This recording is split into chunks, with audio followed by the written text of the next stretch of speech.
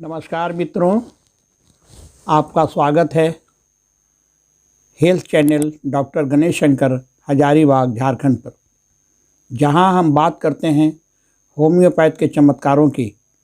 आज हम चर्चा करेंगे एक बेहद संवेदनशील लेकिन सामान्य विषय पर, स्टेरिलिटी या फर्टिलिटी, निसंतानता, और जानेंगे कि किन दुर्लभ लेकिन अत्यंत प्रभावी होम्योपैथिक औषधियों से इस समस्या का अस्थायी समाधान संभव है।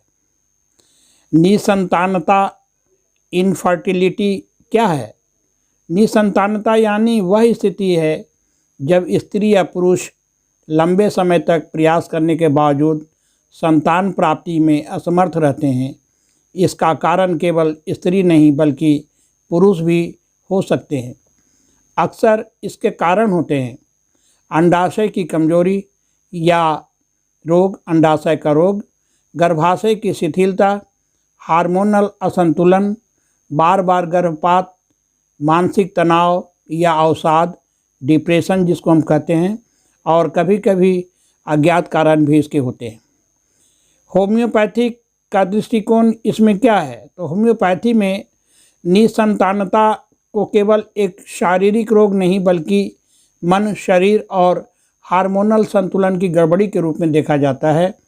इसलिए यहाँ उपचार केवल लक्षणों पर नहीं बल्कि व्यक्ति की संपूर्ण प्रकृति पर आधारित है। अब हम बात करते हैं उन रेयर रेमेडीज की जो सामान्यतः कम प्रयोग में की जाती है लेकिन सही केस में अद्भुत परिणाम देती है। जैसे एक दवा है होम्योपैथ का इग्नस कास्ट। स्त्रियों में बांझपन के साथ अत्यधिक मानसिक अवसाद, उदासी, चिड़चिड़ापन और कभी कभी यौन शक्ति में कमी और हिस्टीरिया के साथ बांझपन।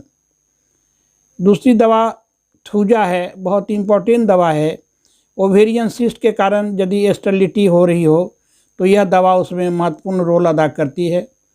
इसको हम 1 इम्पोर्टेंसी में, 10 इम्पोर्टेंसी में हफ्ता 15 दिन पर एक खुराक देते हैं तो उससे ओवेरियन सिस्ट का गलना प्रारंभ हो जाता है। अब एक दवा है एलेक्ट्रिस फेरिनोसा। गर्भाशय की जब शिथिलता होती है या यूट्राइन एटोनी जिसको बोलते हैं, तो उससे उत्पन्न बांझपन होता है। इसके कारण क्या होता है कि मासिक धर्म विलम्ब से आता है या रुक रुक कर आता है, पेट में भारीपन होता है और नीचे की ओर खिंचाव का अनुभव होता है। इसमें रक्त की कमी हो जाती है, क्लोरोसिस जिसको बोलते हैं, तो इसमें इग्नस कास्ट का बहुत अच्छा रोल है। और एक दवा है ऑरम मेटालिकम।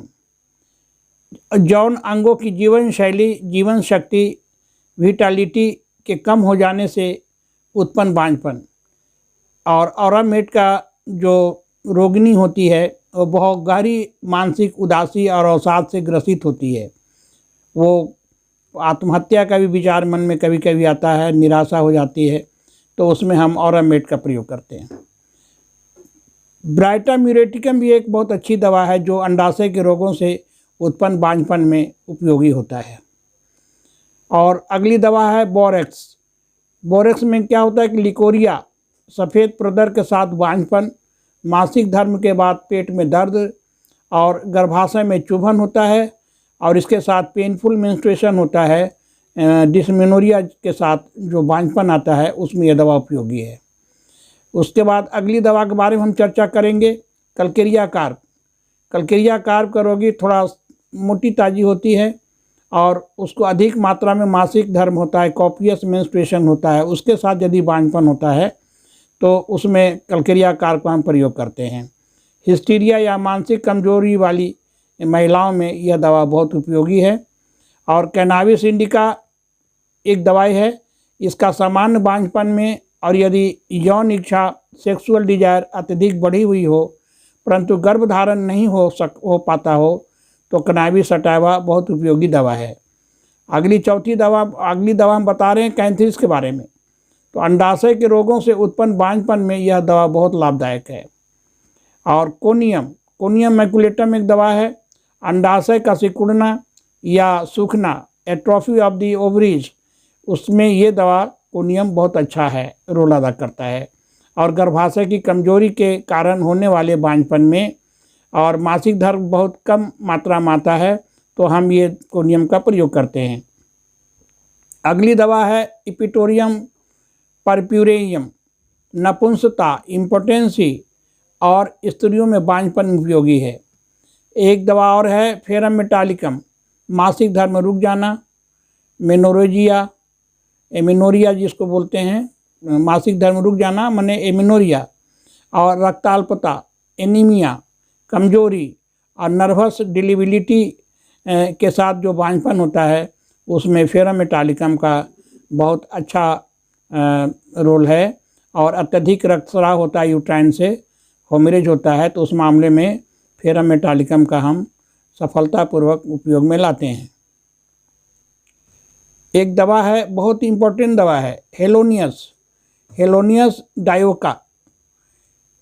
ये दवा जो है यौन इच्छा माने सेक्सुअल डिजायर का लोप हो जाता है और गर्भाशय या अंडाशय की कमजोरी के कारण बांझपन आता है।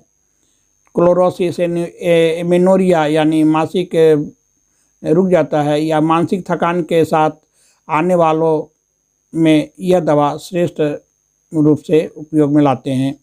अगली दवा आयोडियम है। अंडाशय और स्तनों के सिकुड़ने, एट्रोफी ऑफ द ममई से उत्पन्न बांझपन में उपयोगी औषधि है। यह समान कमजोरी के साथ साथ मेनोरेजिया में ये दवा काम करता है।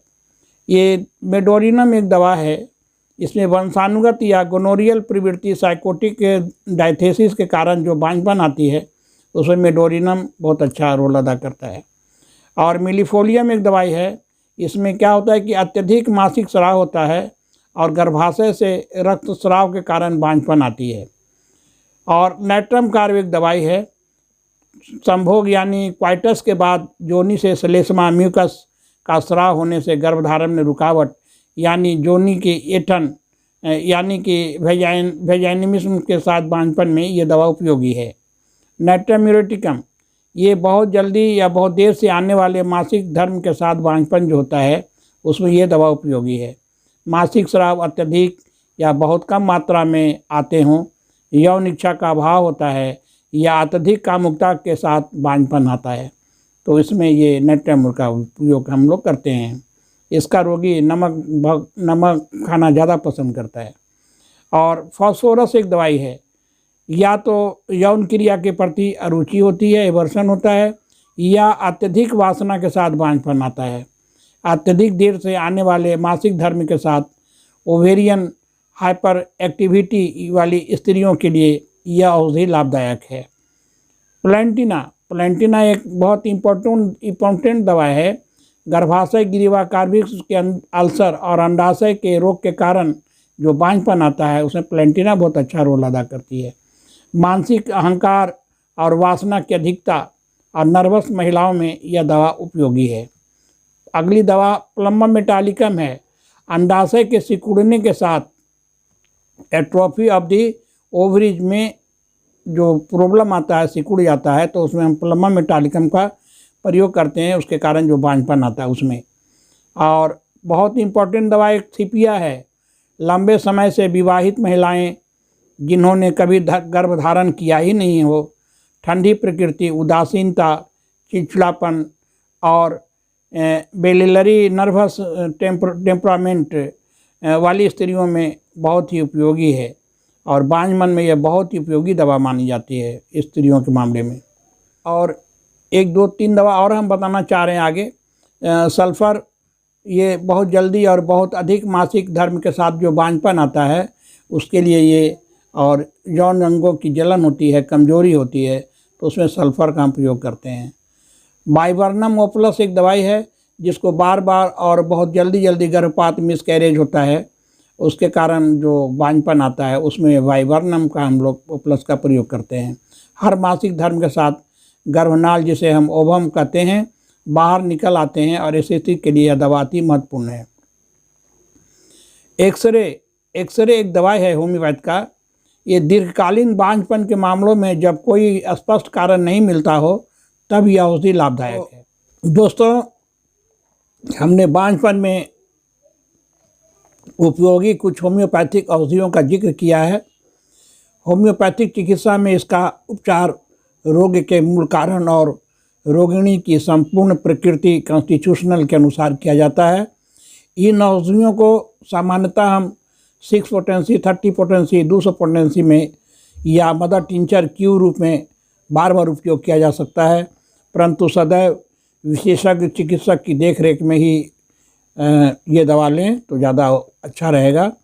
निसंतानता केवल शारीरिक समस्या नहीं है, यह मानसिक और भावनात्मक रूप से भी गहराई से जुड़ी होती है।